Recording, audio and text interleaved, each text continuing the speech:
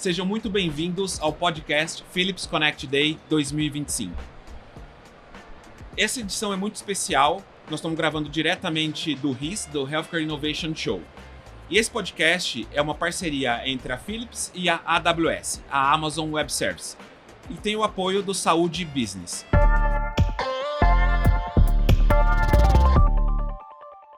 Hoje é um episódio muito especial, num dia muito especial. Tenho dois grandes convidados aqui comigo, vou apresentar eles para vocês. O Dr. Gabriel Dalla Costa, diretor médico executivo do HCOR. Doutor, seja muito bem-vindo. Muito obrigado. E a doutora Ana Cláudia Pinto, empreendedora, conselheira, especialista em saúde digital e CEO da Find. Seja muito bem-vinda. Quanta coisa! Obrigada! Muito São bom. muitos anos de experiência. Muitos anos. Então, hoje o nosso tema aqui vai ser, nós vamos falar sobre a evolução da liderança clínica na era digital orientada a dados. Então, a gente tem o doutor aqui. Bom, vou começar com uma primeira pergunta, doutor. A gestão clínica ela olha muito para indicadores como mortalidade e tempo de permanência, né, nas instituições. Como os líderes, como vocês, decidem o que realmente importa e o que não importa, ou o que deve ser descartado em todo esse emaranhado de informações que chegam a todo dia? Excelente, obrigado pela pergunta. Então, a gente tem que... Acho que tem algumas coisas que elas nunca devem mudar, né, no sentido de são princípios que devem nos nortear sempre na escolha do que a gente deve mensurar. E uma outra parte, a gente está alinhado ao som dos tempos, né? O que está acontecendo hoje em dia e para onde as coisas estão caminhando. Então, da primeira parte, o que eu acho que é imutável, que a gente sempre deve utilizar como premissa para escolher indicador. Primeiro, são indicadores de desfecho, indicadores que têm um impacto para o paciente, né? Porque mensurar dados dá um trabalho muito grande, né? O trabalho de coleta, o trabalho de curadoria, de limpeza, de estruturação dos dashboards. Depois a gente tem que divulgar esses dados e, naturalmente, a partir do momento que a gente tem dados muito confiáveis, que a gente tem dados muito adequados, a gente precisa gerar ações corretivas, ações de melhoria, senão é destruição de valor, né? Então, a primeira coisa é que sejam dados que sejam realmente importantes, né? A gente tem que saber por que a gente está medindo os dados. E aqui vem uma outra coisa. A gente é muito acostumado a mensurar SWOT, esforço, tarefa, task, e não resultado. Acho que os OKRs, né, os OKRs, Objectives and Key Results, eles trouxeram isso, eles não são tão novos assim. Isso veio do Peter Drucker, depois teve um cara da Dell, que basicamente foi quem montou essa lógica de OKRs. Elas se popularizaram, que é o Andrew Grove, depois se popularizaram em empresas de tecnologia, Google, Microsoft e outras grandes empresas que passaram a utilizar esses dados para fazer de uma forma diferente, mensurando desfecho, mensurando resultado. Então, acho que aqui vai uma primeira informação. Na saúde, a gente usa essa teoria para dizer assim, vamos mensurar desfecho mais do que tarefa. É óbvio que para chegar no desfecho eu preciso da tarefa e há processos que são críticos e esses processos devem também ter um lugar de destaque. Mas o mindset de tentar medir resultado, desfecho, eu acho que é a primeira coisa. Eu acho que os dados eles têm que ser assim. Quando eu estou montando indicador, eu tenho que pensar em coisas que sejam comparáveis, que eu possa fazer benchmark. E eu tenho que levar em conta a usabilidade, né? Não adianta eu ficar olhando só indicadores com 3 meses depois do que as coisas aconteceram, né? Só olhando no retrovisor, né? Só no retrovisor. E isso é uma coisa do sinal dos tempos que eu queria mencionar. Cada vez mais a gente tem que se preocupar em usar dados em tempo real ou muito próximo daquilo que aconteceram, para que eu possa ter tempo de implementar as ações corretivas. Então, esse já é um sinal dos tempos, usar dados mais próximos de quando eles ocorreram ou exatamente quando estão ocorrendo ou ainda de maneira preditiva, antecipando problemas que possam acontecer. E falando ainda em sinal dos tempos, a gente tem que falar naturalmente de saúde baseada em valor. E cada vez mais é mais importante a gente alinhar os interesses de todos os stakeholders em torno de desfechos e medidas de experiência que importam para os pacientes. E aí eu vou dar um último exemplo que eu acho que ele é muito elucidativo, muito acadêmico. Se um hospital, um paciente faz uma cirurgia faz uma prostatectomia, um homem retira a próstata num hospital. Um hospital bom, o que ele vai mensurar? Ele vai mensurar quanto tempo esse paciente ficou hospitalizado, se ele foi para a UTI ou não foi, se ele sangrou mais do que deveria, se ele desenvolveu alguma infecção, se ele foi a óbito, se ele teve uma trombose, se esse paciente foi para casa e voltou de maneira não esperada em menos de 30 dias. Olha, devem ter muito poucos hospitais no país que mensuram tudo isso de maneira sistemática e hora. Mas isso já é uma coisa mais antiga.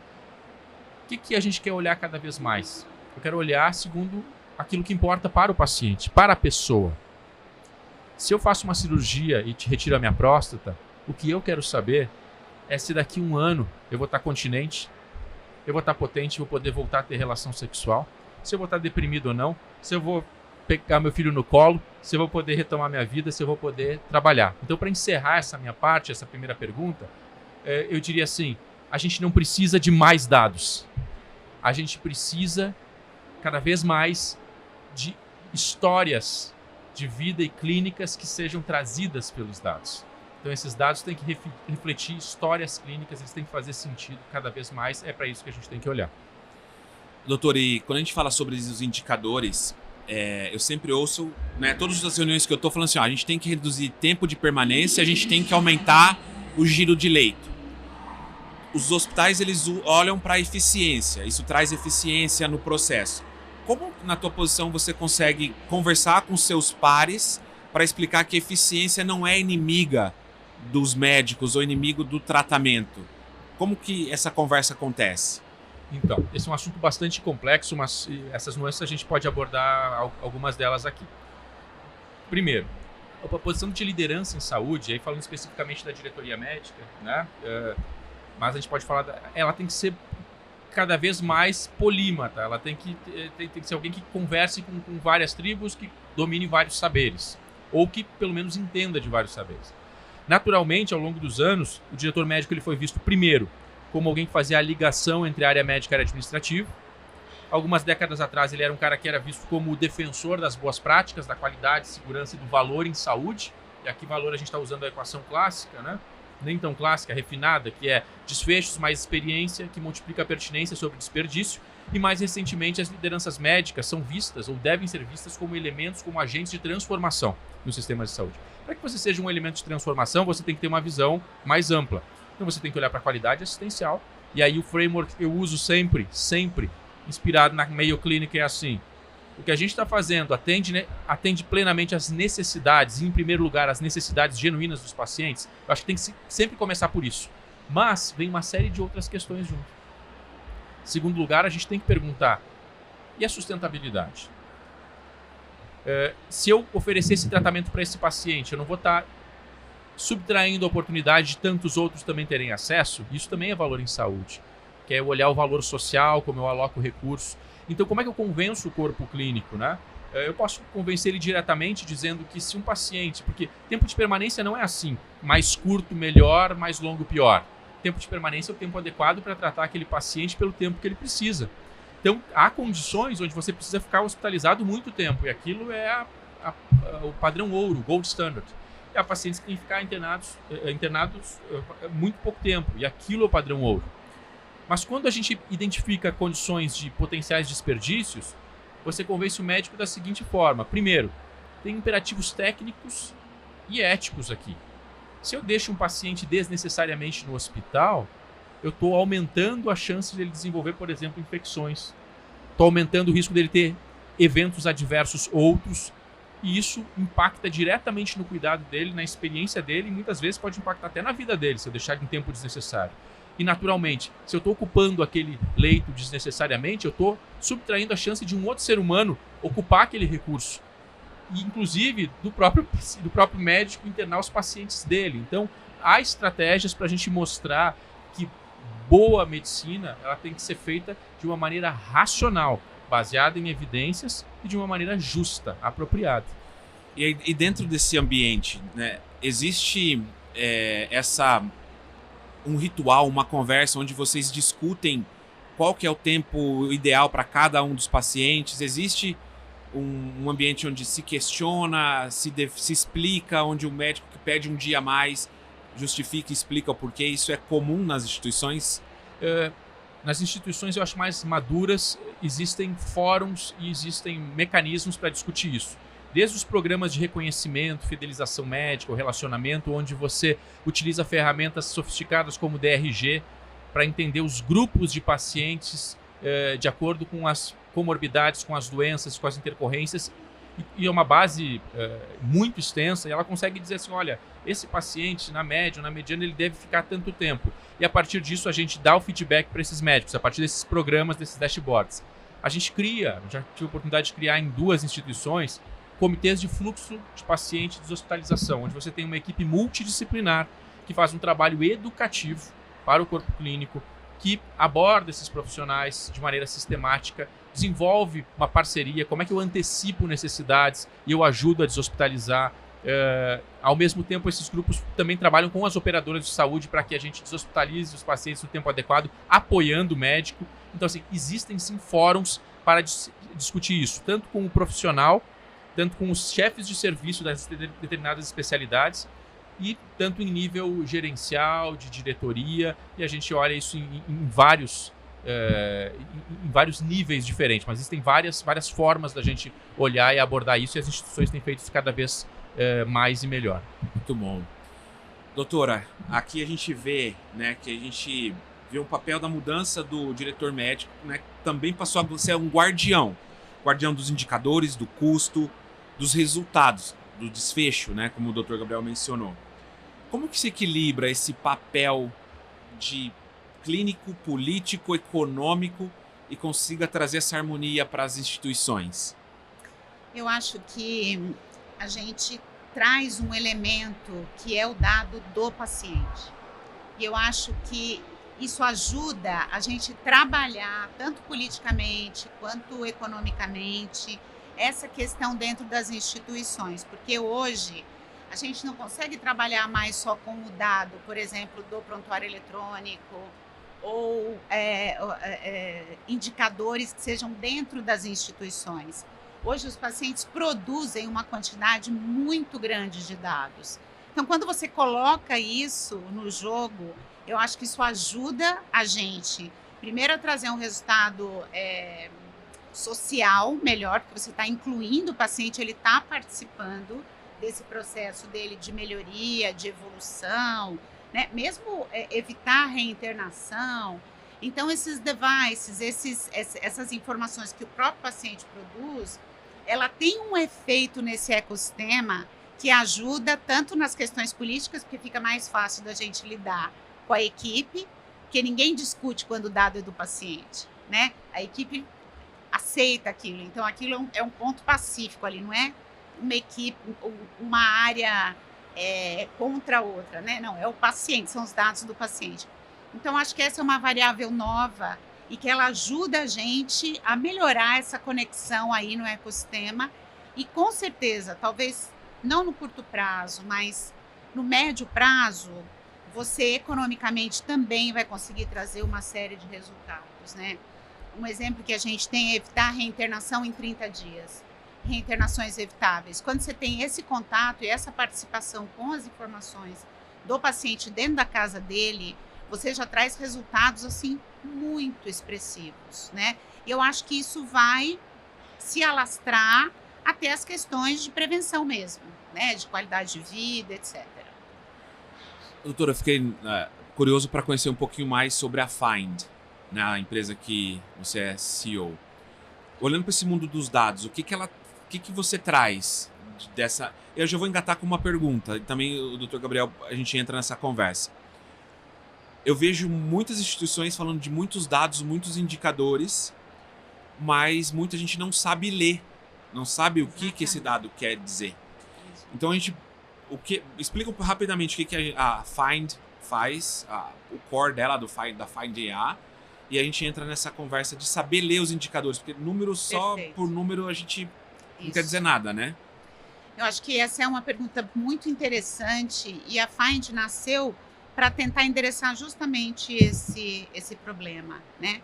Os dados de saúde, eles são super fragmentados e eles foram feitos meio para cobrar a conta, sabe? Eles não foram feitos para fazer gestão de saúde. Então, acontece exatamente isso que você falou. Muitas vezes o gestor, ele olha para aquele monte de dados, né? e ele não consegue interpretar exatamente o que aquilo significa, né?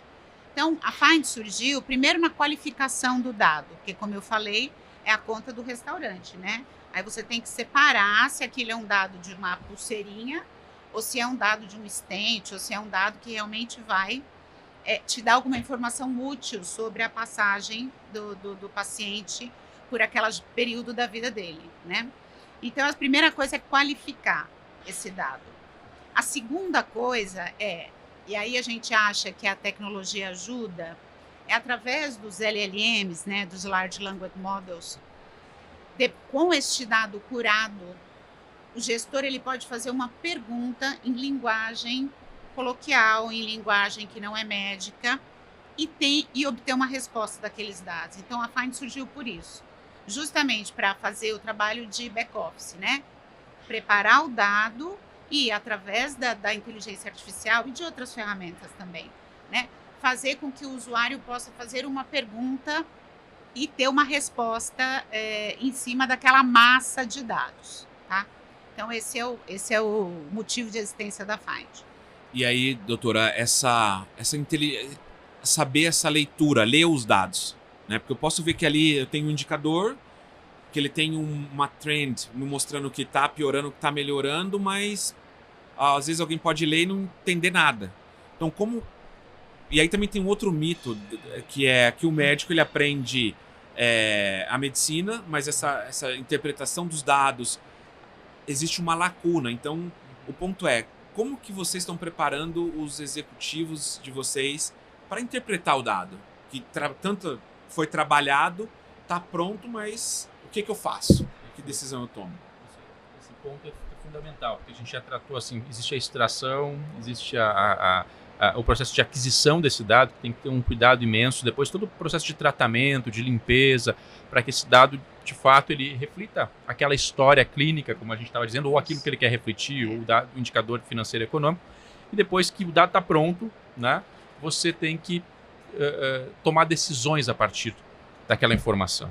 E isso também é uma outra habilidade, porque é o entendimento do que aquele dado, de fato, representa e o processo de tomada de decisão, que aí tem a ver com a estratégia, tem a ver para onde a gente quer ir. Bom, o que as instituições têm feito e devem fazer cada vez mais? Nós, médicos, felizmente, na formação, a gente tem uma parte lá que é epidemiologia, né? A gente estuda um pouco de epidemiologia e bioestatística, mas para mim ele é absolutamente insuficiente. Particularmente, eu fiz mestrado em epidemiologia, fiz cadeiras de bioestatística fora, depois e vi o quanto eu não sabia e o quanto mais eu tenho a aprender. E isso a gente está falando da matemática, da ciência mais tradicional, que ela é muito importante. E aí, um pequeno parênteses aqui, a gente abordou isso na nossa conversa. A gente tem que ter muito cuidado, né? Isso é uma publicação da Nature Digital Medicine de 2023, onde eles falam que tinham mais de 300 mil aplicativos em saúde e que era um verdadeiro velho oeste, um verdadeiro faroeste, né? Assim, uma coisa completamente desregulada e muito drivada pela vontade de fazer acontecer, ou pelo modelo econômico, ou por cada um querer ter o seu unicórnio, a sua startup e tudo isso, mas a gente não tem avançado de uma maneira homogênea e em larga escala com evidência, que é fundamental. Porque eu tenho que saber selecionar se aquela estratégia que eu estou adotando, aquele aplicativo, se aquilo de fato teve uma curadoria em relação ao próprio aplicativo, de regulação, de software, LGPD, depois, se tem alguma publicação, algumas publicações, se já foi estudado, ou se seguiu alguma metodologia para saber qual o impacto que aquilo do ponto de vista da medicina baseada em evidências tem, né? O que aquilo afeta, que tipo de desfecho, que tipo de processo, né? Existe alguma evidência que vá dar suporte à minha ideia, à minha hipótese. Depois, naturalmente, eu tenho que fazer alguns ajustes, eu posso usar checklists para ver se eu tenho vieses extras, né? Se não foi cherry-picked ou não, se as pessoas apresentaram dados muito melhores. Ou com algum viés, né? Se eu de fato estou fazendo uma avaliação científica, crua, e no final das contas eu ainda tenho que pilotar isso. Um empreendedor vai olhar para mim e vai dizer assim, é por causa de caras como esse que as coisas não vão para frente. Muito pelo contrário.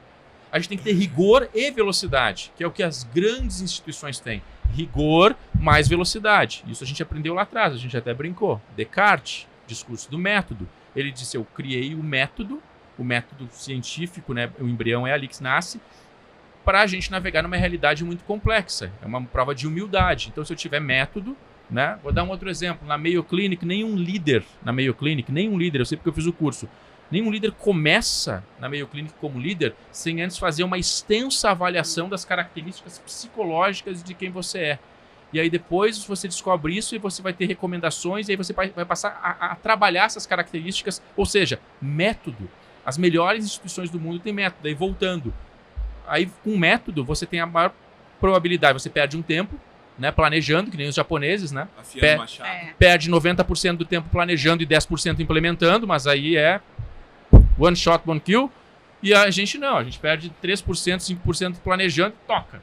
E aí dá um monte de problemas. Então, essa etapa é importante da gente fazer essa parte. Tem que ter cuidado com esse hype. A gente precisa colocar mais método científico para selecionar as melhores soluções com maior impacto e onde o dinheiro vai ser melhor investido. E vai ter mais probabilidade de trazer um impacto positivo para as pessoas.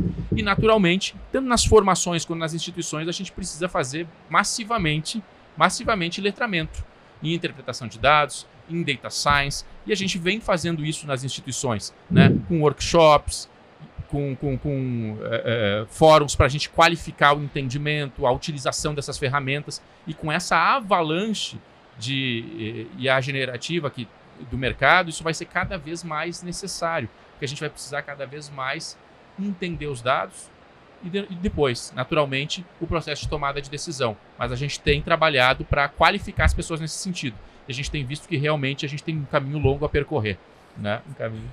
Eu queria pegar um gancho aqui, que é interessante o que o Gabriel comentou, porque a gente tem que ter toda essa preparação para você ter a ferramenta que funcione. E tem mais um desafio, que esse a gente acaba aprendendo a duras penas, tem que ser fácil, porque senão as pessoas não usam. Eu vou trazer um exemplo que eu estou querendo dizer. Quando a gente trouxe a plataforma da Sharecare para o Brasil, era realmente fantástico, era incrível. E a gente produziu muito conteúdo, uma linguagem muito simples, para que os pacientes pudessem entender, né? Tirando a questão dos termos técnicos e tudo mais. Eu achei que aquilo ia mudar a vida das pessoas. Aí eu cheguei em casa, a moça que trabalha com a gente já há muitos anos, falei, Niro, olha, todas as tuas dúvidas agora, você vai responder. Cheguei emocionada mesmo. Aí passou uma semana, eu falei, e aí, Niro? Ela falou, não cabe no meu celular. Olha só. Percebe? Então, às vezes a gente constrói sem pensar no usuário final ou sem pensar em quem vai usar. Então, uma coisa que eu aprendi, tem que ser frictionless, tem que ser fácil. Porque não adianta a gente construir uma solução, mesmo que ela seja perfeita tecnicamente, e eu vivi isso amargamente, não fosse perfeita, mas né, era muito bem embasada, mas na prática as pessoas não conseguem usar, não cabe no celular dela, tem que tirar o WhatsApp, entendeu? Então são essas, por isso que é tão difícil você ter adesão, essas coisas funcionarem no mundo real, né? E de novo a gente falando do paciente, que é quem mais vai se beneficiar, precisa ser uma coisa que ele consiga usar.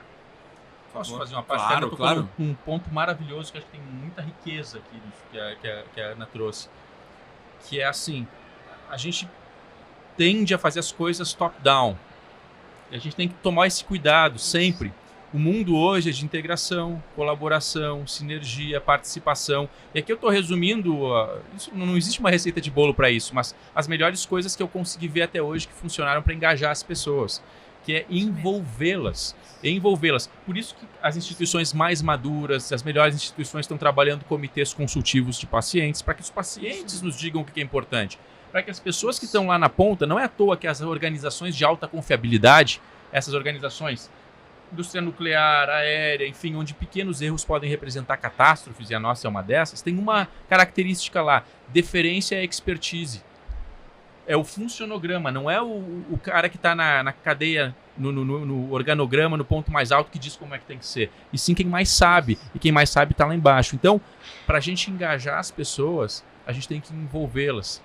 Envolver desde o início. E elas vão nos dizer o que é importante e o que não é importante para elas. Porque se for uma imposição gerencial, isso aqui é importante, a chance, eu vejo todos os dias uma série de coisas que é useless. Assim, que ninguém quer, ninguém usa, porque eles dizem, mas para mim isso não faz sentido nenhum. Exatamente. Né? Então esse cuidado tem que ter, porque isso é destruição de valor. Exato. Olha quantas horas foram utilizadas para desenvolver algo que ninguém vai usar. E isso a gente vê todo dia. Eu vejo isso na minha instituição. Eu já demandei muita coisa assim, né? Porque isso conecta. Às vezes eu vejo, você me pede, eu volto para casa, desenvolvo e te mostro. Ou eu passei 2 meses, 3 meses desenvolvendo, coloquei dinheiro e o que você estava me pedindo era diferente do que eu tô te entregando. E nenhum ponto eu vou ter para inteirar, ó, é isso, é por aqui que eu vou, realmente é um campo ou vai preencher em texto. Então a gente volta e aí a gente olha aqui para os grandes fabricantes de tecnologia também e tem muito disso. Você vê ele colhendo, eu escuto o cliente. Só que eu escuto, desenvolvo e volto com a solução pronta. E no final não era o que ele queria e não agregou valor no final. Doutora, olhando numa jornada data-driven, por onde começa?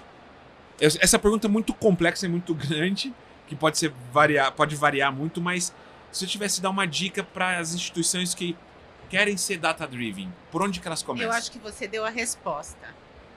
Para mim, qualquer iniciativa data-driven é a jornada. Então você tem que escolher. A vida é uma jornada, mas a gente passa por microjornadas. Por exemplo, a gestação é uma jornada. Então você tem que entender o que é o seu business, que área que você quer atuar e por que você está fazendo isso. Vou dar um exemplo mais claro. Por exemplo, trabalhei muitos anos com o mundo corporativo.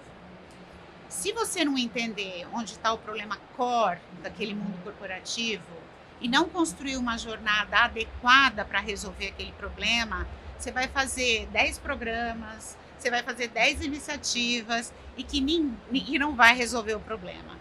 Então, entenda que problema você quer resolver, e até financeiramente, né? E se ele é mitigável ou não, né? Você tem que ser um problema que você tem uma ação sobre ele.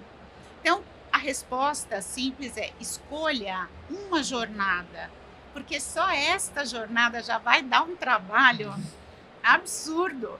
Vou pegar a gestação, que é fácil da gente entender, né? Ela é intuitiva. A mulher descobriu que ela está grávida. Ela vai começar pela jornada que vai passar desde os primeiros exames, todas as consultas, toda a preparação psicológica que ela precisa ter, o preparo da família, percebe? Se você não olhar todas essas variáveis, você não vai conseguir um bom desfecho na sua jornada no final. Então, eu começaria pela escolha a sua jornada e capriche nos detalhes ali, colocando o design thinking mais os usuários. Pega a gestante ali, vê o que interessa, importa para ela. Importa. Infelizmente, a gente está chegando ao fim da nossa conversa. Mas doutor, eu queria te perguntar qual investimento vocês fizeram que realmente deu certo? Que você tem um orgulho lá dentro do HCore de falar, esse aqui foi eu que fiz, foi o time que fez, a gente fez. A gente fez em casa? Pô, tem vários. Escolhe um. Mas tem vários também que é melhor não falar. Isso é importante, né? Mas assim, os aprendizados do nadador, às vezes, eles são os mais sábios, ainda que trazem mais crescimento. Isso que fica importante, mas a gente não tem que ter vergonha de falar. Exato. Até ser um viés científico, né? A ciência tem esse grande viés, né? De publicar muito mais trial positivo, né? Isso é uma coisa que faz mal. Na verdade, a gente devia falar mais do que deu errado. Então, um investimento que a gente desenvolveu in-house, que a gente tem muito orgulho, quando a gente chegou no HCore, o HCore tinha mais de 40 anos e tinha 1.000 médicos na base. A gente, em 4 anos e meio, a gente tem 3.000 médicos, então a gente abriu a economia. Mas para fazer isso e ter aumentado a receita do hospital, que saiu de 700 para 1 bilhão e 300 no ano, o NPS saiu de 79 para 86, teve uma coisa que a gente desenvolveu em casa que eu tenho o maior orgulho, que foi o nosso programa de reconhecimento e fidelização médica, que ele é baseado em dados. Então hoje eu tenho nesse programa mais de 1.000 médicos, que correspondem a 97% da produção de todo o hospital. E esses 1.000 médicos eu tenho indicadores, mais de 30 indicadores por médico, muito bem mensurados, que viram um relatório que é devolvido para o médico. Naturalmente a gente estratifica esses médicos de acordo com a dedicação deles ao hospital, ao mesmo tempo com a fidelização deles. De novo, não é um programa exatamente pioneiro, né? Mas foi uma quebra de paradigma no HCore, e isso ajudou o hospital a crescer muito não só do ponto de vista de receita, de produção, mas a gente qualificou uma série de processos através da transparência, através do compartilhamento de dados, e de ter envolvido os médicos desde o início, quais os indicadores faziam sentido, a gente fez uma consulta pública, esse indicador faz sentido ou não faz. Obviamente que a gente não agrada a todo mundo, mas a gente tem o maior orgulho desse projeto. E para finalizar, uma outra lição que eu sempre gosto de falar, porque é uma das mais valiosas que a gente pode ter nesse âmbito, que é a seguinte: comece com o que você tem em termos de dados, mas os dados têm que ser muito precisos. Não coloque para um médico um dado errado, porque senão isso vai... E eu já fiz esse erro de projetar, eu até apresentei ali antes, né, contei essa história, num fórum da cardiologia super refinado. A gente demorou 6 meses para montar um relatório, e o primeiro dado que a minha área de epidemiologia apresentou era a produção. O médico levantou a mão e disse: eu não fiz 64 cirurgias, eu fiz 93 no ano passado. E a gente tinha mais 29 indicadores para passar. Vamos parar. Pode parar. Pode parar. Acaba com tudo, você entende, né? Então, assim, comece com o que tem, mas aquilo que você colocar... Então assim, comece pequeno. Comece pequeno. Comece humilde, mas comece com... né, com garra, e aquilo que você fizer, faça muito bem feito. E depois vai escalando. Que é um pouco do que a Ana falou, as coisas se encontram, né? Sim. Prototipar pequeno primeiro, gente. Pequeno, porque os problemas eles espalham. Sempre menor, sempre pequeno, mas com muita qualidade, com muita profundidade. E aí vai escalando. Muito obrigado pela participação de vocês. Doutora Ana, muito obrigado pelo seu tempo. Prazer. Doutor Gabriel, prazer. Prazer é meu. Poxa, gente, a gente tinha que ficar aqui umas 2 horas falando sobre isso. Muito obrigado a vocês que acompanharam essa gravação, esse podcast. Nos vemos no próximo. Um abraço.